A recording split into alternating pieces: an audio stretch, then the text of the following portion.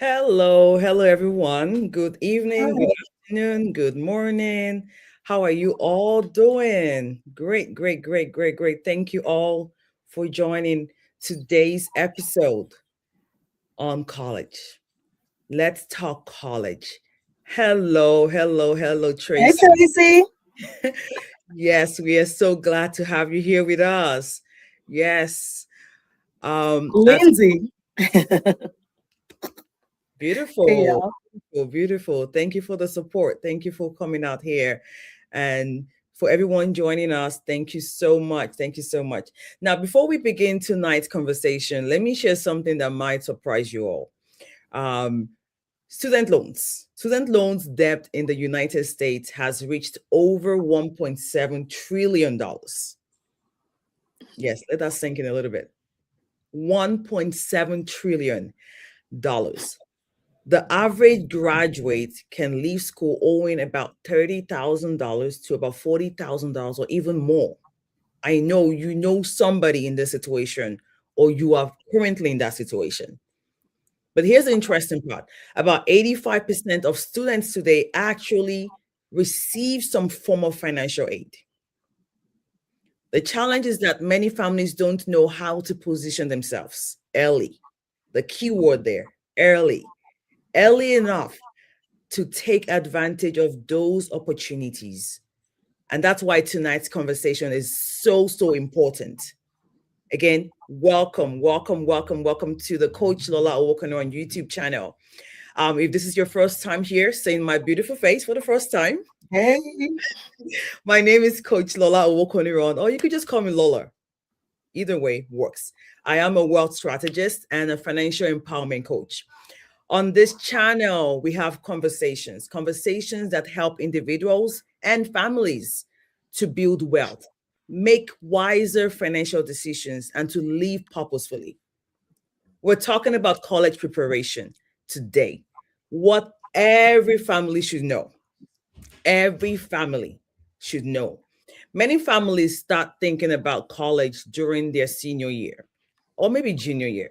But by that time, many opportunities have already passed. Opportunities that could have saved families the stress, money, and sometimes even the student loan debts. So tonight, we want to help families understand how to think about college preparation earlier on their journey of education and do it with the right strategy.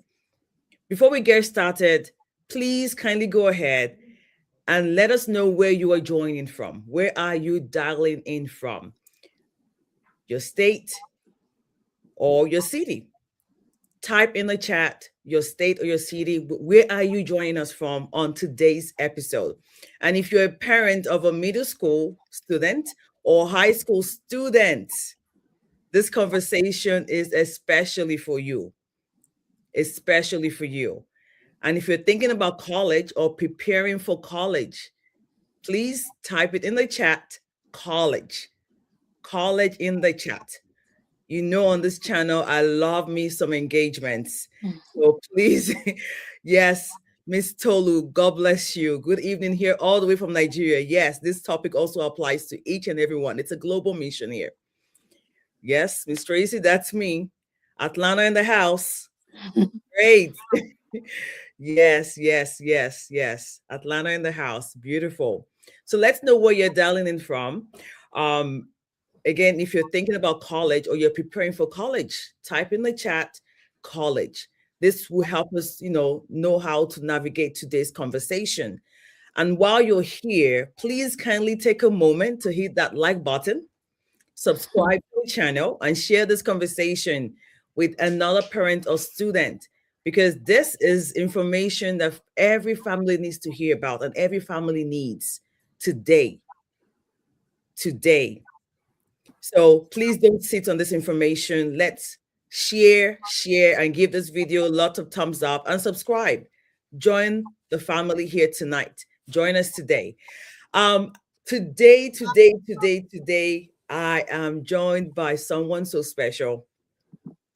I'm joined by someone who brings a great, I want to use the keyword, tremendous insight into today's topic. name it, experience, the whole thing. I'm excited to welcome Miss Jummy Adeyemi. She is a college planning advisor. Jimmy wears many hats, but one of the things that she's very passionate about is helping families understand how to prepare their students strategically. The key word, strategy, right there. Strategically for college, from middle school all the way through high school. Through our eyes, I would say, really, I've gathered advice from her on a personal note from elementary school, the things that families need to start doing so that they can position themselves well academically and for future opportunities out there for you. Jimmy, you are so welcome, and I'm so glad you're here today with me. We're on a mission together. Before we get into today's conversation, please share a little bit about, your background, what inspired you to walk or develop that passion to help families understand how to prepare for college and the families you typically help on this journey. Just please kindly introduce yourself to our viewers out there. Thank Hi everyone. First, thank you so much for inviting me to your channel. It's an honor. I would say that a lot of times when I talk about college, I talk about it from just my experience, right? And what I've seen other people do. I don't necessarily consider myself, I know you say expert and advisor, and then even if I do that, but there's something about it because we're all still learning. And you. truly, every time I find something new, and that's the beauty of this. It's like you're still learning. There's so much room to learn more and just equip our kids. Mhm. I would say like you said, I wear many hats. I'm into real estate. I'm a product owner in a Fortune 500 company, and I also help people navigate the college experience and even high school experience as well. Why did I get so involved in it? I have two boys. My husband and I started having kids early on. My first child had when I was 22, Mm, and we had just graduated college, and we realized quickly that there's so much opportunity out there. I was very big on like finding resources to actually help my children just be good kids. So while I started doing that, okay, what should they learn from kindergarten? And okay, what should we do as college? And start researching schools and how to afford those schools. And I started coming up with different programs. And the more I dug deeper, the more I found that there's so many resources that people truly don't know about. I I would say like for the experiences that my kids have been into, I know people with like 10 times the amount of money that their kids haven't had those experiences. Why? Because I know how to research. I know how to look for opportunities. And I think that it's important that we're building kids that have built different life experiences and we're giving them the tools regardless of income. A lot of times I think we limit what we give our children because we assume we can afford it. But there are truly so many tools out there for us to prepare regardless of how much you make. We had a 529 for our kid. We did. So when the parents that knew, we understood the value of college. But when my son was going to college 2 years ago, we quickly realized that we didn't have enough in that 529 to cover 1 year. Truly.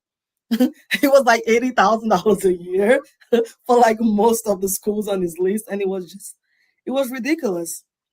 There's also this notion that if your child is smart enough, they will get full ride. And that's not true. And that's another thing that I want people to know, that please don't rely on that. Oh, your child is smart. They're going to get full ride. For every smart child, there's 50 other smarter children. yep. So that's really why I've got it. I just love it. I love sharing things I've learned throughout my journey. And I think that's important that we equip our children for the best. So that's Mm. why I do this. Thank you so much for sharing that. Um, let's start with a question. I think, in my opinion, as a parent, also, many of us do ask, Jimmy, when should families start actually thinking about college preparation? Because many parents believe this is something you start thinking about during, their junior year or senior year. But is that really the best time? No, absolutely not. I truly believe you cannot start too early, you know, elementary school level. And I know that sounds ridiculous, but obviously you're not telling your child at that age, you're doing this for college. But what you're doing is gaining skills that will take them to the future. For example, reading skills, right? It's important that they know how to read. They're building their reading stamina so that as they get older, They love for reading continues because there's certain things that you cannot teach. They have to love reading to do well in the SAT verbal. Like there's certain things like that, math skills, for example, right?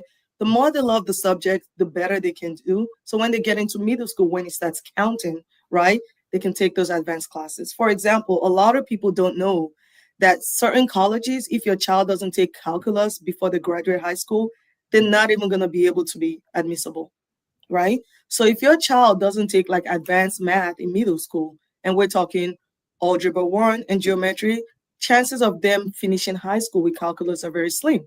If you start algebra 1 in ninth grade, then you do geometry in 10th grade, then you do pre-algebra 2 Mhm. in second grade, and then you do pre-calculus in 12th grade, you don't have calculus, right? Yeah. So there's certain schools you already eliminate yourself from certain schools. It doesn't matter how high your grade is. So that's what we talk about, thinking in advance and planning. And sometimes you don't know what you don't know, right? We were fortunate enough to go to a middle school that equipped us. So my son was able to accelerate his math 2 grade levels, and now he's taking calculus as a pre-calc as a 10th grader. You'll be able to take calculus next year at 11th grader, and then you can take an even advanced course as a 12th grader. So once you start applying for colleges, what does that mean? It looks really desirable for the schools that require calculus or higher. Mm. Oh, wow. It seems that the rules around college preparation keeps changing every year, the requirements and all that. Um, in terms of parents, what are some consequences of waiting too long, starting too late? What have Okay. you seen in that? Okay, I want to start by saying truly that there are, I think, 4,000 colleges in the United States, right? So there's room for every kid. So I don't want parents to feel this unnecessary pressure because you don't have to. But everyone is looking for something different from their child, right? If your child is just like really like, I am fine, I don't really require much, there's a school for that child, right? If you have some money saved up, hey, you can pay for it, especially if you live in a state like Georgia where they have Zell and Hope Scholarship. Maybe you just go, you only have to pay like $10,000, $15,000 a year. That's Yeah. something that works for your family, and that's okay. But for some people that are looking for the full rides, they're Mhm. looking for kids to go out of state, maybe even looking at the top colleges, Mhm. that's when it's important to really focus on the constant changing things. So some of the things that I would say that I've noticed when I was younger, they would say you want to raise a well-rounded kid, right? What does that mean? A child that has interest in so many places, because that's what colleges were looking for. Mhm. Now I'm seeing that colleges are looking for kids that spiky. They call it spiky kids. What does that mean? So a child that has one or two interests and really focuses their entire resume on that. Hmm. Give an example. Let's say it's a STEM kid, right? Let's think computer science. Everyone wants to do computer science, which that's not a good thing anymore anyway. But let's think let's think computer science, right? You say you want to do computer science, right? So let's say you take in obviously all the AP computer science classes, any extracurricular computer science classes in school. Maybe you're in the robotics team, maybe even the president of the robotics team, right? And then um you're taking classes on like the local college, right? To just gain more skills in robotics.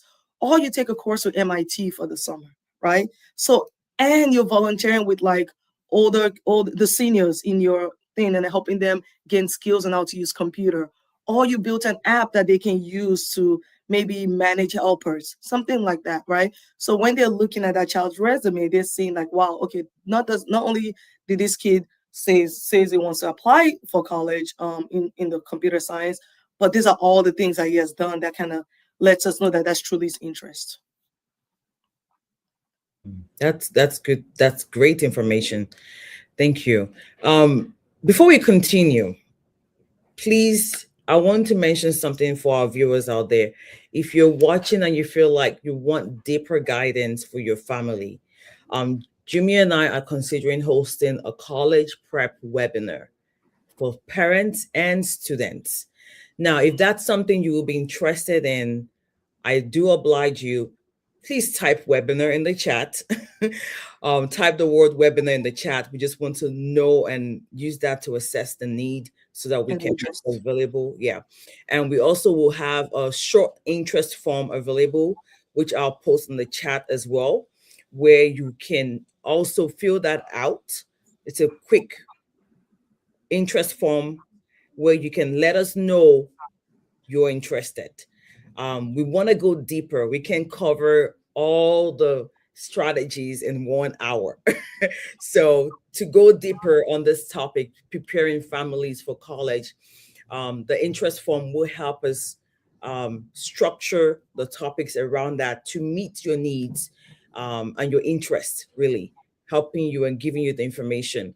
Now, let's talk about something that many families also misunderstand.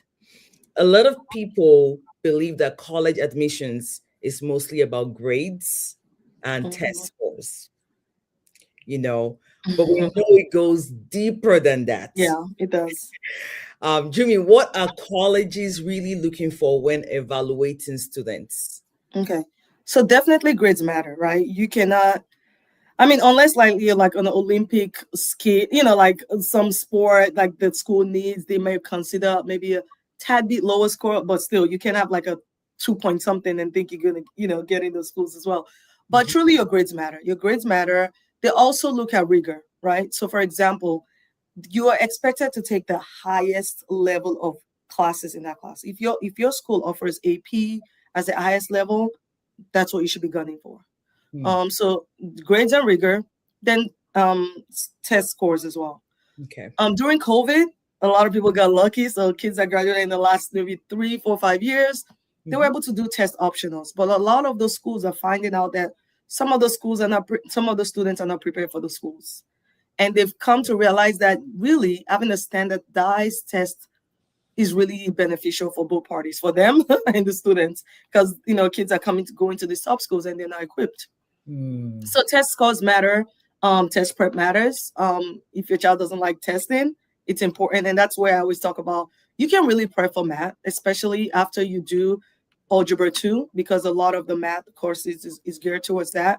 But Mhm. for the verbal, you have to have really good reading stamina, and that's why it's important that you build a reader from kindergarten. You raise a reader from kindergarten because they have to love reading. That helps. Leadership, right? Again, leadership in school and outside of school. Okay. Some people think it's enough to just do what's available in school, but they want you to look outside of the school. Now, that would be enough for some schools, right? But when you start again, the competitive schools, a lot of these kids are doing so much more. So they require you to do stuff outside of the school. And then also volunteering. So when you're volunteering, community engagement, volunteering, those are all the things that they look for.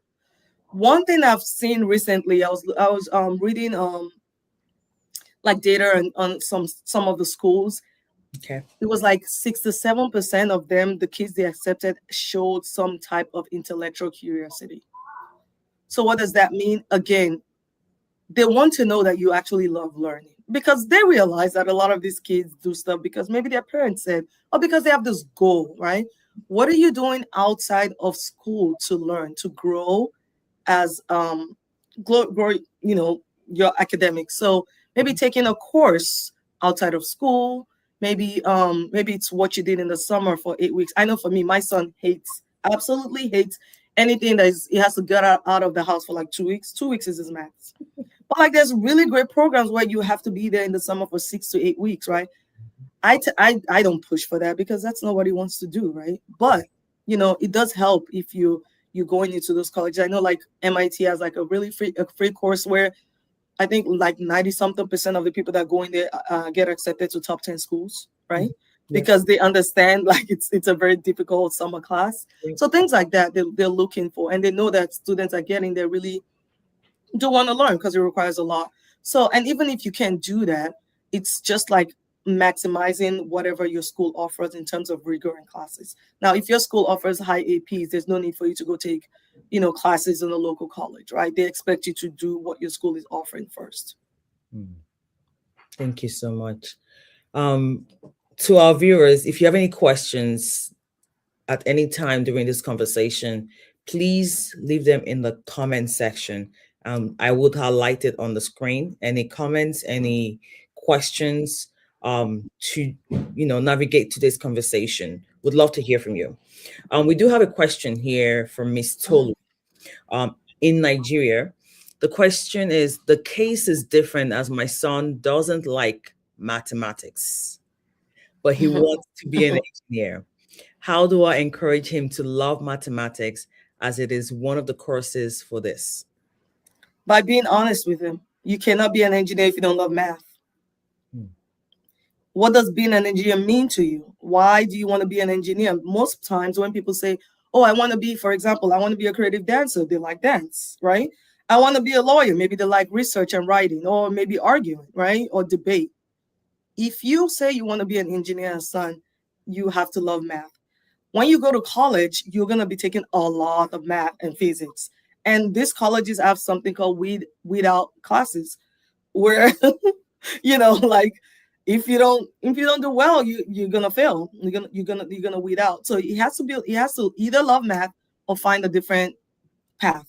And that's okay. You don't have to do engineering to be successful, Yep. but you'll be lying to him if you tell him, oh yes, you're gonna do well in engineering if you hate math. I mean, that's like half of the coursework, right? Yep. Truly is. Well said. Yeah. Um, I get to add to what you're saying, she has to go back and ask his why. Yeah, why is it because dad does it? Is it Mm. because you think that's the only way you can get a good job? And Yeah. if he says, oh, I like building, there are different ways you can build. Maybe you can do architecture. There are different things that you can do, but Mhm. math and engineering, they kind of go hand in hand. Or if he's young, maybe build a love for math. Find a different teacher that makes him love math. My son loves history. He hated history before he started fifth grade. He had a great teacher that taught him global studies, and now he's like a little historian, right? Like, he can talk to you about sometimes you just need that one teacher to Sure. find your love for a subject. So maybe find him a tutor, maybe That's, find him different programs that he can do. And if he still doesn't like it, you don't have to force it. There's so many things that he can do. that's true. That's true. Thank you. Thank you for that response there. Also, for those watching us live, if you have a middle school student or high school student at home, please tell us in the chat, what grade are they in? What grade? Type middle school, high school, or college soon. Would love to know who we're speaking with tonight. Would love to know who we're speaking with tonight. Now, let's address something many parents worry about. You did touch on it earlier, but I really want us to go a little bit deeper, and that is the cost of college. College is one of the biggest financial decisions families will ever make. It's like getting a mortgage, really. Especially if you have More, more than that. yes, it's like owning a mortgage, you know. But many families are concerned about student loans. Yeah. A lot of restructuring around that, especially with the recent government that we have. Many families are shocked when they see the real cost of college today. Mhm. Um, by according to statistics, the average cost of a year of college can reach about 29,900 at public universities in state, and Mhm. about 63,000 or more at private universities. That's before Mhm. you apply any financial aid.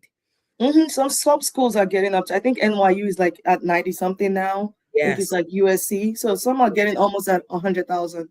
yes. I mean, it's So, just all the things. I'm sorry, finish your question. sorry. So it's, well, which leads me to my question. Mhm. What should families understand about scholarships and financial aid? What Mhm. are some things that parents should know early around that topic? Yep. Yeah, so understand that unless you're like pretty much poor, like in poverty, chances of you getting chances of you getting full ride is not as high. That's the honest truth. Now, there are different ways, and that's why it's important that your child builds a resume that's attractive to the schools, right? But for every, just like you said, for every school, but when you say financial aid and FAFSA, that's solely based on income, right? And Yep. there's a certain threshold. Like some schools, they would say, oh, if your family makes under 200,000, you can come for free. Under 150,000, you could. But there's a lot of the private schools, and the others just really look at what you make, you and your spouse. Now, if you're a single parent and they only look at the main, so like the one parent that they live with.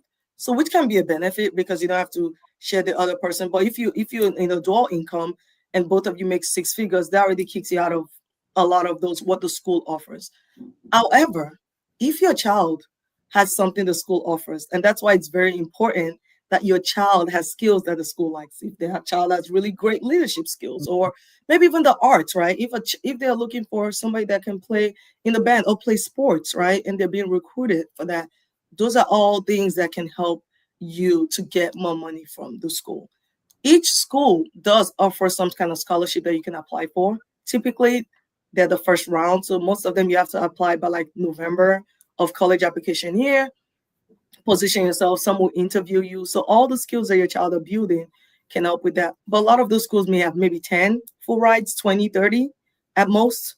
And we have hundreds, thousands of kids applying for the same thing. Now, one thing I always say is you can apply for outside scholarships as well. That's something that my son has been very successful doing. You can apply for outside scholarships and add it to the school. So if you get a full ride from the school, he plays sports. So between sports and academic, he was able to get from school rides, but it wasn't solely based on, it was because, we had we found really that the three schools I got full rides for was schools that were recruiting in. So I think there was some stuff with all the other schools. He did get scholarships, but they were like, they said they'll give you 30,000, but the school is an 80,000, so there's still 50,000 gap yearly. So one thing is just making sure that they're really building their resume, they're building their leadership skills, they're volunteering. There's so many programs that give volunteer awards that you can use, national programs. That's another thing that you can also work towards, not just building local accolades, right? Oh, I made honor roll 4 years in a row. Okay, half of the school did. That's not a big deal. Oh, I got this national scholarship, right? Now that sets you apart because ultimately they compare you to the kids in the same school. Yep. If a child is in like Arkansas, small county, and they only have 2 AP classes, right? They're not comparing that child to a school in Georgia that has 20 AP classes, right? So they're going to see out of your group of people that are applying to this school, you had 2 AP classes, you did that. Then you also took color classes outside. Then you also won a national award. Then you play sports for the school and you've been recruited. And you also had like 1,000 volunteer hours in 4 years. So they compare that student to the kids in the school. Those are the people they compare you to. That's good to know. Thank you. We have a question here from Dave. I believe we just answered that question. But if you want us to go deeper in the topic of scholarships, we have a webinar we're looking to put together. Please fill out the interest form. Let's know what topics you want us to go deeper in on everything we're discussing on today, preparing for college, essentially. I do want us to address a common myth that you can never apply for too many scholarships. I believe so. I believe the more you do, the better you get. I believe so. I tell people all the time, like you have to, your children, and this is difficult. Let me tell you this. I'm just gonna be honest. When I say all these things, I understand that it requires collaboration from the parent and the child. If you're just gonna leave your child and say, "Oh, do this," unless you're like just raising this, even the best students I know talking to their parents, they're not doing it on their own, right? You have to collaborate. For me, my son went to boarding school. Every Sunday, we had an hour where we went over scholarships. I had a spreadsheet. I sent it to him. This is the deadline. And every Sunday, okay, what did you do this week? This one is coming. Have you seek like it was a collaboration. Why? Because these kids, ultimately, I'm going to say, they don't care. They know that you're going to make sure they get to college. My son knew that he was going to go to college. He knew he wasn't going to care about the payment. We're not going to make him pay for it. We'll figure it out. That's what parents do. We figure it out. So the parents really have to have a buy-in as well, and then able to motivate the kids and let them know it's a collaboration. For me, nagging was not going to work with my son. So every Sunday, we set an hour. That could look like something else for you, right? If you have a child, it could be on Fridays. It could be on Saturday mornings, whatever. It could be when you apply, let me know so I can check it in. It could be you keeping a second eye on what they're doing, right? But it has to be a collaboration. Please don't think You can send your kids a list of things, scholarships to apply for, and they would apply it. Nope. I know some stellar kids, and the feedback was the same with every child. She's not doing it, she's procrastinating. And I told the parents, you have to do it together. You Yep. have to come up with a system that works for both of you, right? You apply, right? My son he got a full ride. We don't pay for anything. He had additional scholarships that he was getting money in his bank account and he was using it for other things. Guess what? He's still applying. He applied for like 4 or 5 this year. And I hope he gets them because they're good stuff too, right? And when Yeah. you apply for when you apply for scholarships and an undergrad, a lot of times it's not just money. Money is good, and people say, "Oh, you're right. Why do you need more money?" It's not about money. It's the networking. It's the professional development. It's Mm. the skills building.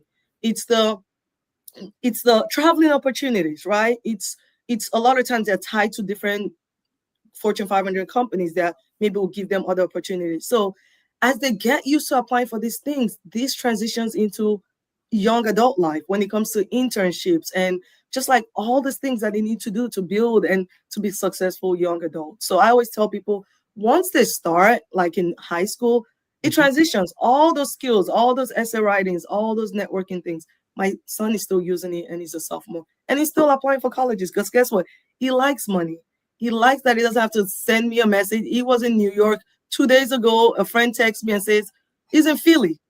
Hmm. Guess what? He could. He didn't have to, he didn't seek permission from me. I'm just like, why are you in Philly? He can afford to be in Philly. He could afford to be in New York. And they like that because it gives them freedom. Hmm. So, and I love that for him, that he's not texting me asking for $50 or $200. He Mhm. doesn't need my money because so it's beneficial for both parties. So I always tell people, please encourage that. You're gonna love the fact that your child is able to really build. And there's gonna be a certain level of confidence with them, knowing that they did this, right? I am doing this for myself. Yes, that is so true. That is so true. Thank you. This conversation is an eye opener for everybody. Mhm. Thank you so much. We do have a question here from Miss Tolu. Great, good news! Yay! Universities in Nigeria now have loan facilities. How do you prepare your child into college, into university? I guess okay. How do you prepare your child into college in the university? I guess I'm rephrasing her In the question. US. In the US. She wants to transition him to the US and on scholarship instead of the loans. Yes. Yeah, so that's what some of the conversation is about. It's just the getting scholarship, right? We have loans here as well, right? What parents need to understand is your child can only get up to $5,500 a year, and I think it goes up to 600 a loan. So if your child was getting a loan, chances are it's in your name. So that can affect your, if you want to buy a house, you want to buy a car, it affects your debt to income because now you have this $100,000 loan on your name. The child can only get up to so much. Mhm. So again, it's just about making them desirable, right? If you're applying for schools, and also you have to be strategic in your applying. Every kid wants to go to the same 50 schools, right? Yep. But again, that makes it more competitive. So Mhm. you have to be smart about having rich schools, which I always tell kids, you're aim for the best. Like there's nothing wrong in applying for the top schools. Apply for those, the rich schools, and then have your target schools, right? And then safety schools where regardless, we're gonna get in this school. And a lot of times, if you apply for those schools and your profile is higher than most, right? Then chances of you getting those top scholarships at that school are very high, right? Yeah. So you're able to get the presidential scholarship for this school because you're a top student. So it's important that you're really, really strategic when your child is picking schools. In Common App, you can pick up to 20 schools. You don't have to fill the 20. But again, don't just pick all the well-known schools because you can do a disservice to yourself. There was last year, there was a kid that had an app. I think the ad had made like $30 million a year. He Mhm. applied to 20 schools, all the IVs and then like the non-IVs, like the Duke, all those schools. He only ended up getting into 2 schools. This was a kid that like had all the things. He had a business making $30 million a year. Wow. And he only got into 2 schools because again, most of the schools were rich schools. So you have to be mindful of that because you don't want a situation where come acceptance day you have no options. Mhm. True. True. Miss Tolu's here. Miss Tolu here. She's in Nigeria. Yeah, that's the same question you just answered. Yeah. So, what exams can her son start taking or preparing for to transition him from Nigeria into the US? I believe the SAT, um, Yes. and then SAT, PSAT, ACT. Those are yeah, I don't know that they do TOEFL from Nigeria anymore, but you can check. so Okay. So the yeah, SAT, ACT, pre-SAT. SAT or ACT, you don't need both. You can do one, but I always encourage parents to try both to see which one your child does better at. Some people do better ACT, some people do better SAT. So it doesn't hurt to do both and you submit the highest. yep, yep. Um, That's a another good question, Tracy. yeah, another question here. What are the benefits? This is from Miss Tracy. What are the benefits of early division Decision. and regular decision from a Okay. school perspective? Mm, Okay, so the benefit of early decision is that first of all, you're telling the school that they are your one and only, right? That's the benefit. If you look at stats, let's say for example, a school only accepts like 20% in regular decision. The early I actually I have it somewhere. I can share with you later, Tracy. The regular I'm sorry, early decision can be like 40%. So your child has a higher chance of getting in that school. mm, Now, what are the disadvantages is money. Before you apply for early decision, you have to fill out the form, go on the school website where you can fill out the form to see to pull out how much they will give to you. okay. I have found that a lot of times what they say on there doesn't always match what comes when you get decision. The good news is if it doesn't match, Mhm. you can then say, this is what we did when we fill out the they call it, I forget, it's like a financial something on the school website. It doesn't match, so you can back out. Got it. But it gives a dent on the school that your child is. There are schools that have banned certain schools from applying early decision because somebody applied early decision and did not move forward with it, and they banned the school for years. Oh, So when you apply early decision, your your child's counselor has to sign off on it, and the parent has to sign off on it. Because what you're saying is, if you accept us, we are coming to your school. mhm, And when they accept you, you withdraw from all the other schools mhm. that you have applied to because they've accepted you and you've said yes. The only way you can back out is if the financial did not match you were shown. But still sometimes that could be a thing. But it's really, if your child knows that's their one, you Mhm, can afford whatever they're telling you. mhm. I always recommend early decision. A lot of times a lot of kids don't know. They don't have a dream school per se. They have certain schools they want. So that may not be in the best interest. And if you're not really sure about the financial, that may not be the best way to go. But if you're sure about the financial and your child is sure that's the number one, and if they get accepted, they'll go there. I always recommend early decision. Regular decision is just you get more time. Early decision also, um, the deadline is earlier, so most of them is November. Some even end of October. But regular decision, I think some of them is up until like March, or maybe like January. Sorry, not March, unless you're talking about rolling admission. So you have more time to really build, working on their essays and really showcasing things they've done. Maybe even shared some of the things they've done in senior year, right? If you apply a little later versus applying right when senior year starts, and you don't really have as much to add on for senior year work. Okay. Thank you. Thank you. The feedback has been awesome on the comments. A lot of great feedback. That's good. Great information. Miss Tolu did confirm there is TOEFL still in Yeah, Nigeria. yeah, they still do it. That's good Okay. to know. Mr. Dable has a question. How can a parent encourage a kid who's interested in what they love as a passion? Mm-hmm. Say example, sports, content creator, and they're Mm-hmm. passionate about the academic achievements. Please advise. All right. Hey, Deva. So I think being realistic with a kid, right? Understanding that for one, content creator and being a creative is no longer something to really like, turn your nose about. These people are making millions of dollars. They're actually college courses now that you can take to be a content creator. Yes. Digital marketing is actually one of the highest um growing career, and they make a lot of money. So please, you don't necessarily have to kind of try to sway your child from those passions. Just give them the skills and equip them. Sports, the same thing. I have kids that love sports. I'm a realistic parent, so I always tell my kids that you need more than sports, right? um every child's dream, especially they play sports, no, maybe not every child, most child, is to go professional. Well, what Yes. are the chances, right? You pull the data and show them Mhm. what are the chances. And even if you get there, right? I think for football, I think it was like the average time to play in the NFL is like 4 years. Yes. Okay, what are you going to do, right? It's basketball is more sustainable. Mhm. And I think it's similar for soccer, which my kids love. In soccer, it's bigger in European countries than in the United States. It really just became a big thing with the MLS and Atlanta United and all of these things.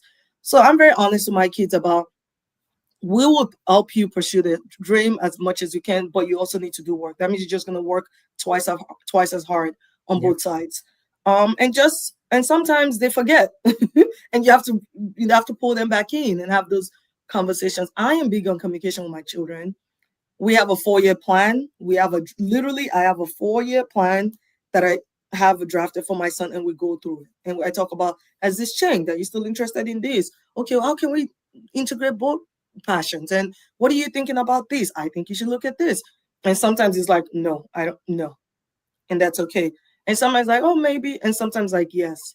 For me, I know my younger son is motivated by money. He likes money. So I find things that he can make money from and I share it with him, right? So you have to know your children.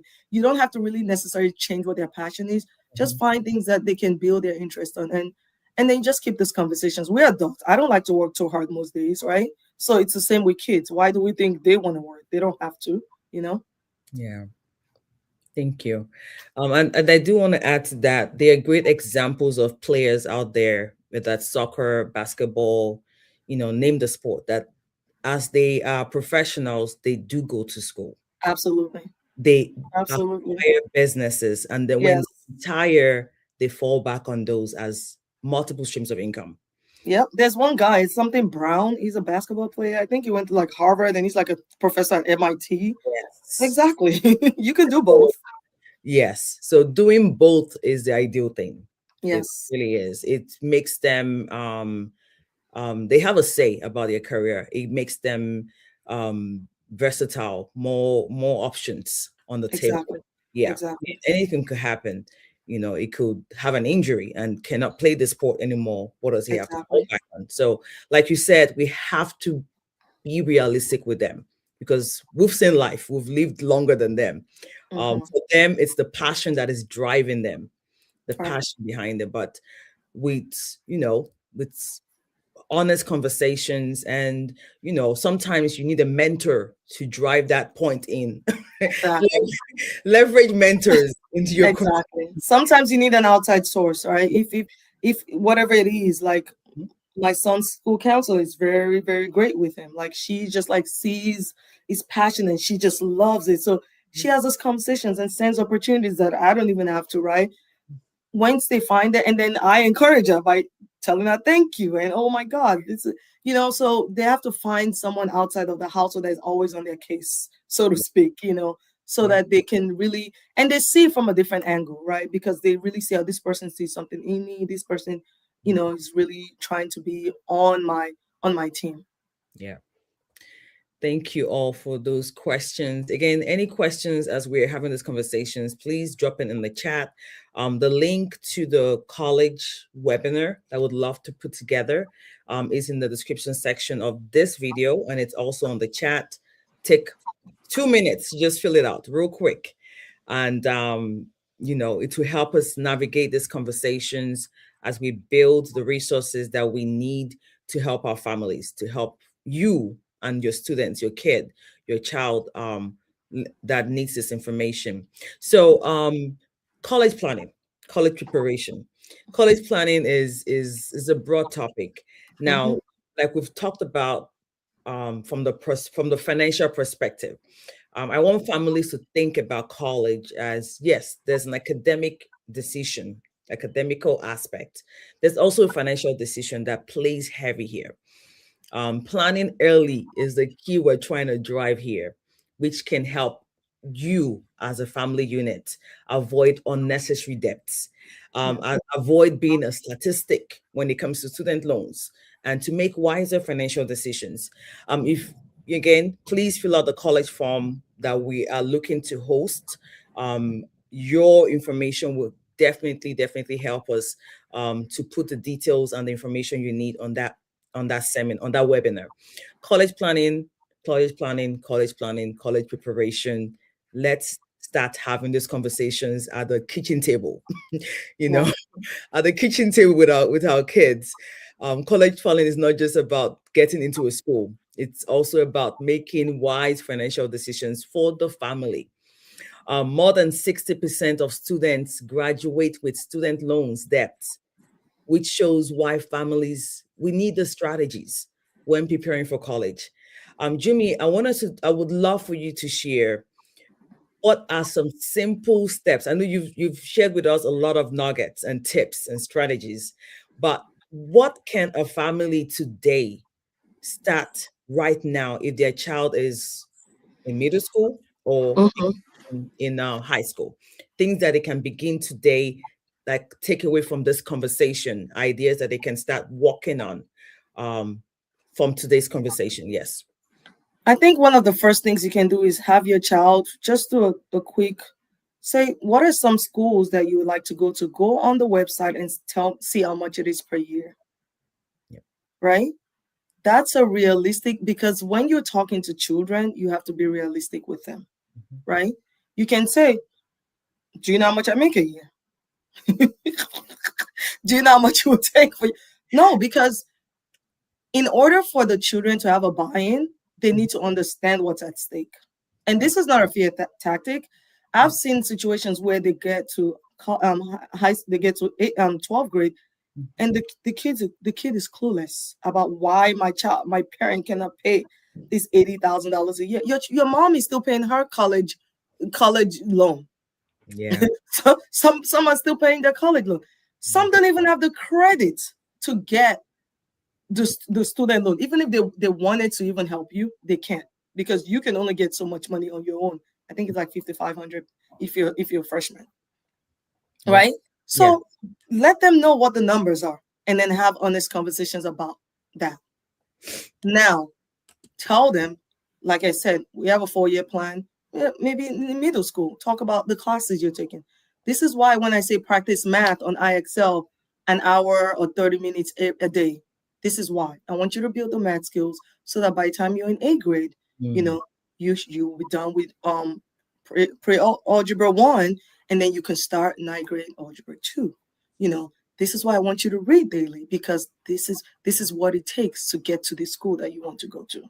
And Yes. then once you're able to get to this school, then we have money for all the other fun stuff. Like you talk in on their level, right? You can't see children and say, oh, they don't. It's not really. They don't comprehend that. I don't care how smart your child is. Mhm. All they know is your college is expensive. I'll get scholarships like everyone else. Let them know what the numbers are, right? Let them know. There's nothing wrong with you telling your child your income. They're gonna know anyway. When you do financial aid, you fill the FAFSA. All your information is there. Your child is the one uploading it. Mhm. Be honest with them. Do you know how much mommy has for student loan? Do you know how much that costs every year? Do you know maybe that's why I wasn't able to pay for this program, because I have to pay $1,500 a month and stuff.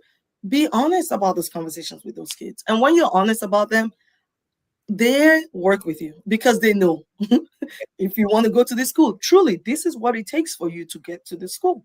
You have to be honest. When my son was in 7th grade and he was talking about, oh, because he plays soccer and all the things, schools, I said, okay, there's this scholarship. In order for you to go to any of these schools you're talking about, they offer full ride. This is what you need to do. Guess what he did?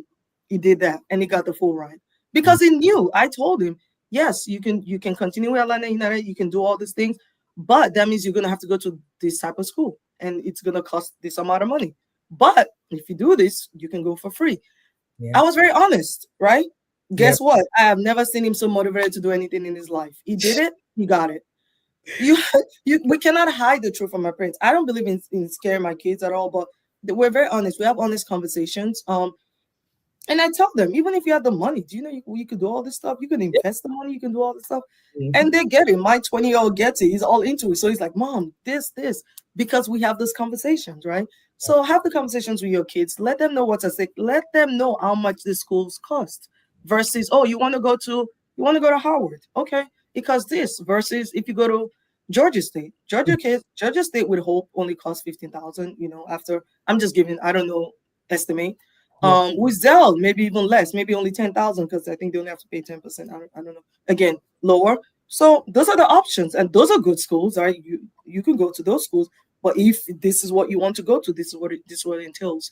It means you have to do those extracurricular activities, you have to do volunteer hours, you have to get good grades, you have to take rigorous grades, you have to get A's in them, You have to put in the work. you have to put in the work. Yeah. They don't like to hear that, but it's just a fact, Yeah. because at the end of the day, they'll be the ones that will enjoy the benefits of it. They will be the one. So it's very important for us to equip them and get them ready. Um, we do have a few questions. Yeah, I'm I going. can answer quickly if you want me to. Do you want me to just dive in so we can move quickly? Because it ends at 7, right? Well, we could go a little bit over, but Okay. just let's So keep going. so Yeah. Taiwo said, what advice do you have for non-collegiate parents, how they can involve in I think you understand your child. Some children, maybe they're sick, they're good at researching and finding the list. I found that I was really good about finding scholarships that fit my children's profiles. So I found the scholarships, I created a Google Doc, and I just pasted it there with the due date and what was required. So I'll have the name of the scholarship, I have the link, the due date, and I put it by due date. What is required? So I'll say 2 essays, rec letter, this, and I'll just have them do it. And then again, for me, it was meeting once a week. For you, it could be maybe twice a week if your child has more time, right? But it can't be something that you're nagging on. Just have a system in place that works. For me, I'm very good at finding stuff, Mhm. and I know my children's interest as well. Another thing I always tell people is don't self-reject. What does that mean? Don't look at a scholarship and determine that your child doesn't qualify. Maybe Mm. my child was applying for stuff that when my when my son started school, he wasn't even trying to go into STEM. Now he's doing data science, right? He wasn't even a STEM kid.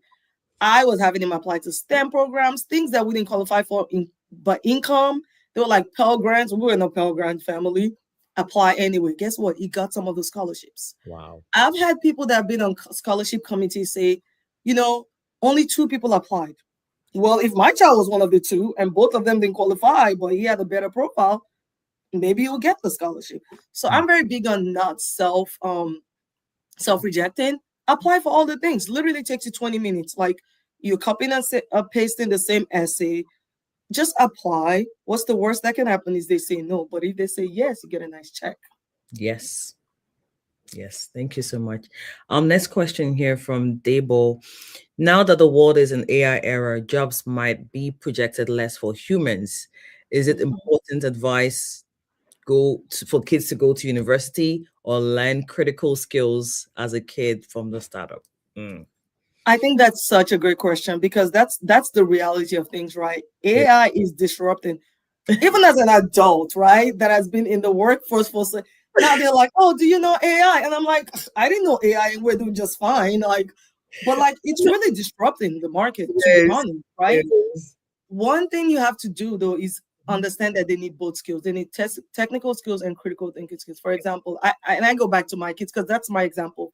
My son is studying data science with a psychology track, right? What does that mean? He's taking classes in philosophy and he's also taking different technical skills. Mhm. So it's building his critical thinking skills. And that's something that these jobs, as is applying for internships, are seeking.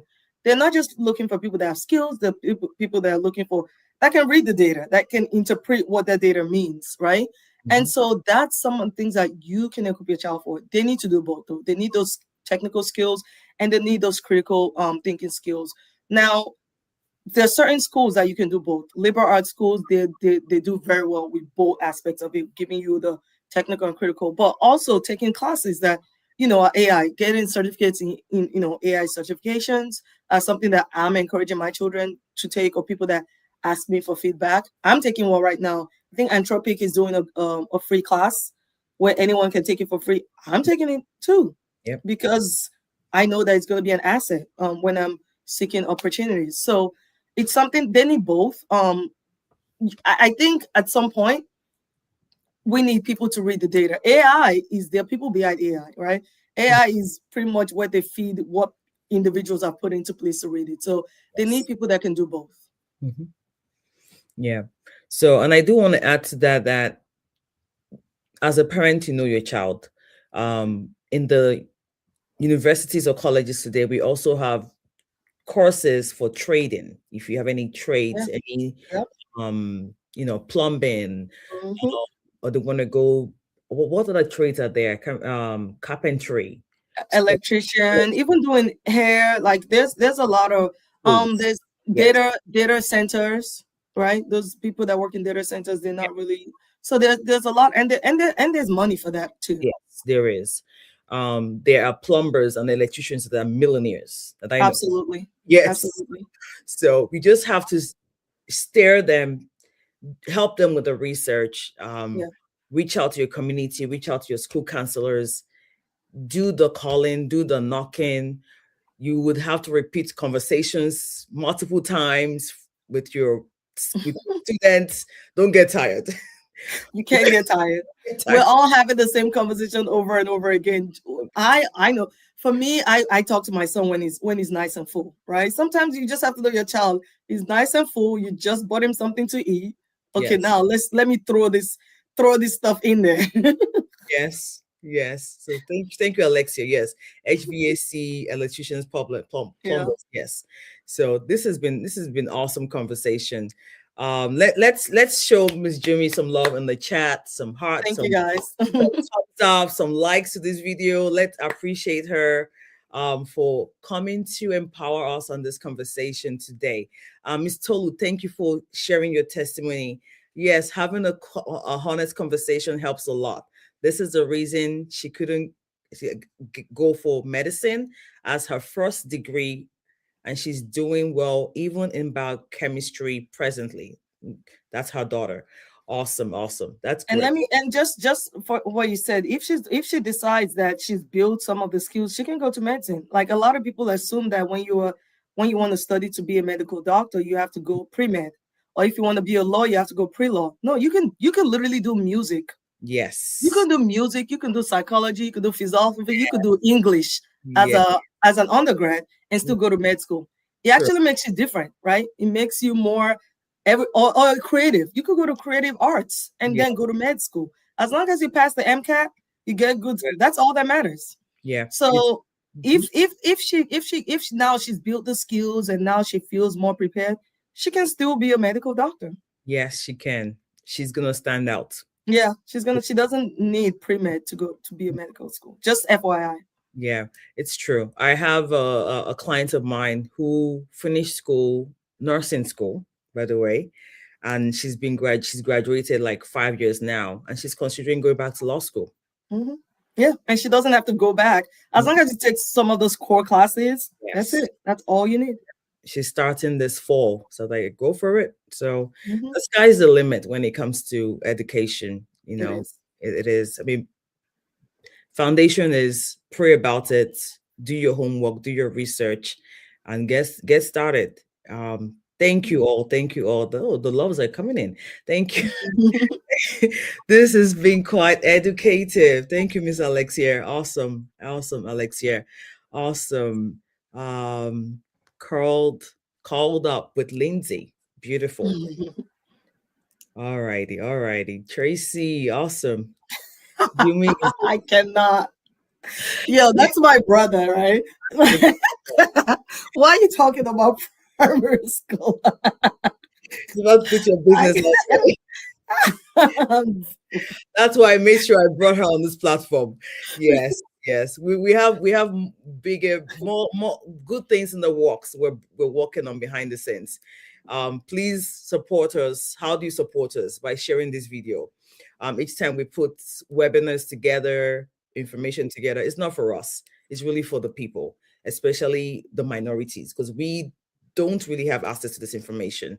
So let's make sure that we are learning from each other. We are staying connected and building one another as we journey on. Thank you all. Thank you all. Awesome. Awesome. Oh, yeah. That's my sweetheart. Thank you. Thank you guys so much. This was nice. Thank you for having me on your show. I'm looking forward to more collaborations with you in the future. And Beautiful. if you guys have any questions, please reach out to Lola. And Yes, then we'll get back to you. we will. Um, one few just a few reminders again, please, the college interest form, the link is in the description section of this video as well as in the comment section. We love your feedback. Your feedback today, your engagement today has been great. I mean, this has been wonderful conversation. And I also want to thank you, Jummy. Thank you again for sharing your knowledge, your experience. From day one since we spoke, we connected instantly. I was like, shoot, Yeah, we have work we to do. did.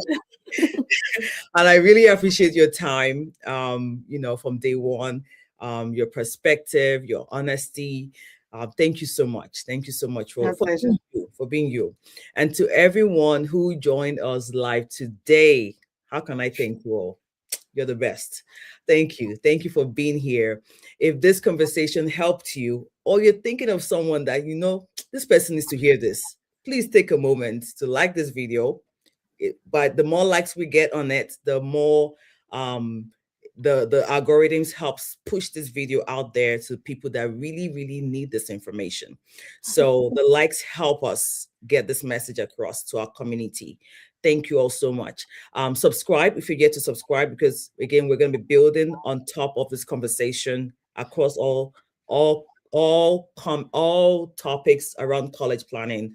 We're going to keep building on it, and share with another parent, another student, because we will continue this college prep talks to help families prepare wisely. So this is not the last of us you're seeing or hearing. This is just the first of many to come. If you're interested in deeper guidance, again, the college prep webinar, please fill out the interest form so we can notify you when it launches, when the webinar is live and ready for registration. I want to leave you with this tonight.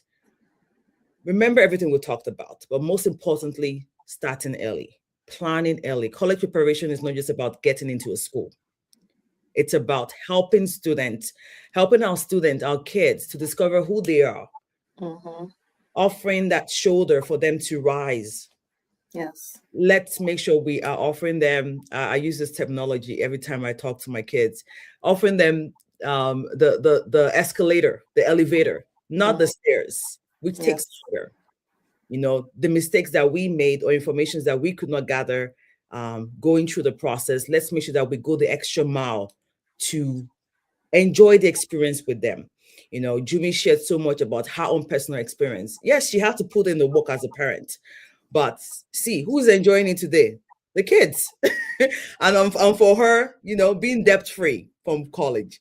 So let's make sure that we're helping our students discover who they are, their true calling, what they care about, and preparing them for a successful future. Thank you again for joining us tonight. Ms. Jimmy, do you have any final words to tell our audience before we close out for tonight? No, I just say like it's never too early to start. Honestly, just reach out. We don't know what we don't know, and sometimes just having conversations like this teaches you. You find out something new. Looking forward to just more conversations, whether it's diving deeper into scholarships or diving deeper into, you know, registering for classes for the next year or things like that. Just things that can help, like actual tips that we can use to just help our kids as they navigate these next steps. Awesome, awesome. Thank you so much. Yes, my husband said you deserve a bottle of Coca-Cola. Yay! Mr. Ty, I'll take it. Awesome, awesome. Thank you all so much. Thank you all so much. Thank you all so much. And we'll see you in the next conversation. All All right. right. Have a good Goodbye. one, guys.